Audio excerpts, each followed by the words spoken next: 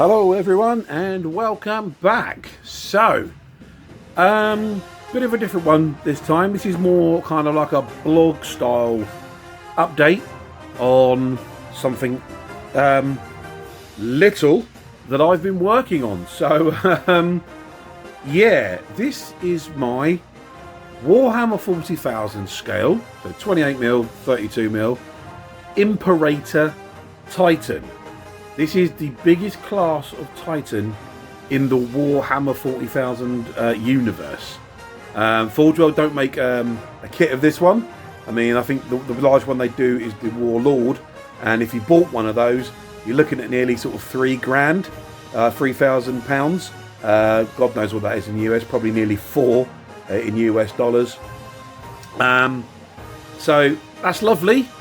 This is bigger than that. These legs here are probably bigger than a Warlord. And this is what I've got so far. So, what am I doing? Why am I doing it? More importantly, how am I doing it? So, why I'm doing it? Vanity, really. You don't see many of these things around. My mate Dave over at Extra Cosplay, he's got one, and he just kind of got his like sort of semi-finished. He said he's finished, but there's always room for improvement, which I agree with. And that's kind of inspired me and spurred me on to get mine done and get mine finished. So, and one day we might even get these two babies on the battlefield and get them trading some blows. There's no rules for them, so we'll have to come up with something, but that should be quite good fun. But anyway, that's the why and the what. Let's look at the how. So obviously you can see a few things here in a sort of like mustardy yellow colour. Now, those are all things that have been 3D printed. Before you all start moaning in the comments about 3D printing, I've designed these parts myself. I don't see using 3D printed parts that you've designed yourself in any way different to using a Cricut to cut plastic card, or a laser cutter to cut MDF, or a CNC mill, or anything like that. For me, my 3D printer is a tool. I've only got an FDM. I don't print resin. There will be some resin bits on this model for some of the finer details. Again, I've got, you know, there'll be very minimal ones of those that I've actually sort of taken off, and anything else would have been done by myself. There's a couple of statues that I think everyone's seen in any of the all videos that are available. They're going to go on there because I'm not very good at the organic stuff anyway. But, you know, full disclosure, anything that's been 3D printed, 99.9% has been designed by me, and I don't see an issue with doing that. So let's start at the feet here. So we've got these, obviously these sort of leg plates here. I haven't worked on the feet yet. That's something to come at a later date. So yeah, so these plates at the bottom here, these were designed by me. So they're based off the Shrine of the Aquila kit you could get from Games Workshop. If that kit was still available, I would have bought multiples and made them. It's not available, so I had to sort of design my own version of them. As I say, all these parts here have been designed by myself and 3D printed on my Babylabs P1P, and the filament is just filament I find from the internet. It's a mid-range one. I think it's called like Everyone filament, something like that. These parts are plumbing parts, same with the black here and here.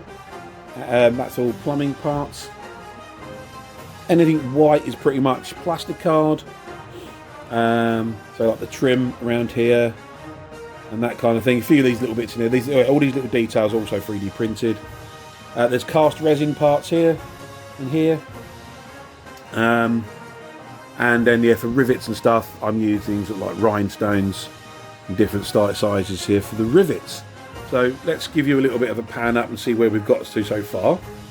So obviously we're starting at the sort of shins, and then as we go, we've got the thighs and the tops of the legs there, leading onto the groin area, and then the top of what I would class as the waist.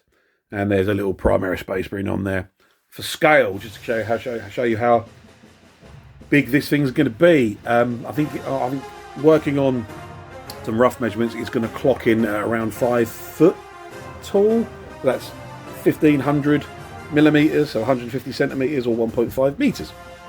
Yeah, when finished. At the moment, it does support itself under its own weight. There will be a wooden dowel running right the way through the legs into the torso to stiffen it all up and allow me to sort of put some screws in to stabilise it all. This torso bit here, these are cake bases. You get them in cheap shops over in the UK. They're usually covered in some weird tin foil or aluminium foil. And yeah, I've just stripped them down. I've stuck two together, and then what I've done is I've given them a coat of UV resin around the edges, set that with some UV, and then I was able to sand it, and that's how I was able to glue plastic to it. So that's that one. Let's have a little pan down again, and then what I'll do a quick edit, and we'll take a look at the back.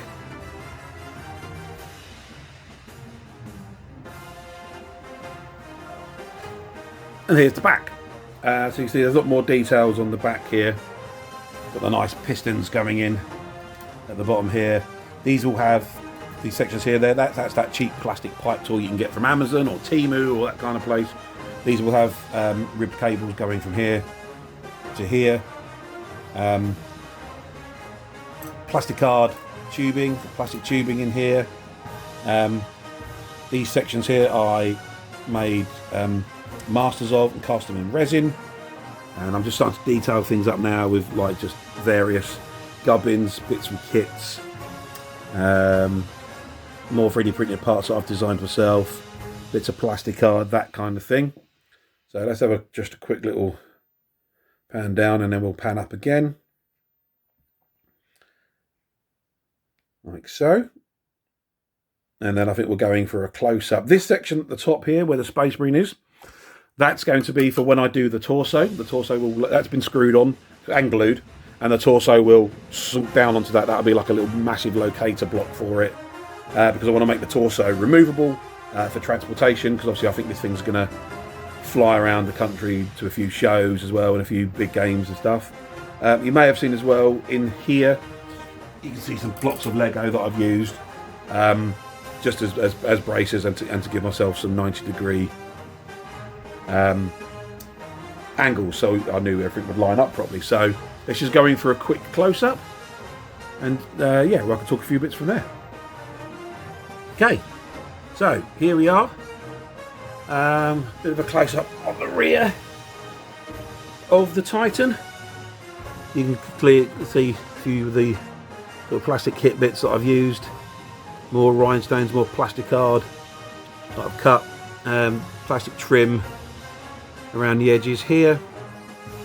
Over here, you can see, again, these are these parts that I made masters of out of plastic card and various bits and bobs.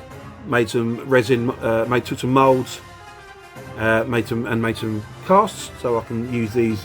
I'm going to probably put something here, down the bottoms here. Let me pan down. Like so, lovely. So here, obviously I've got to fill these in, and we do some stuff around the back here as well. And these sections here, I'll make up something similar to them, and they'll go down the back there as just like some kind of conduit kind of things that maybe, I don't know, but that's why I cast these bits up, because I think I might use a few of them on various bits of the model. I've still got guns to do, torsos, I've got an entire castle to build in the back of it, I've still got feet, so still a long way to go on this one. Let me show you something that has been an absolute godsend though, and I'm going to have to do some very dodgy in-camera moving here, like so.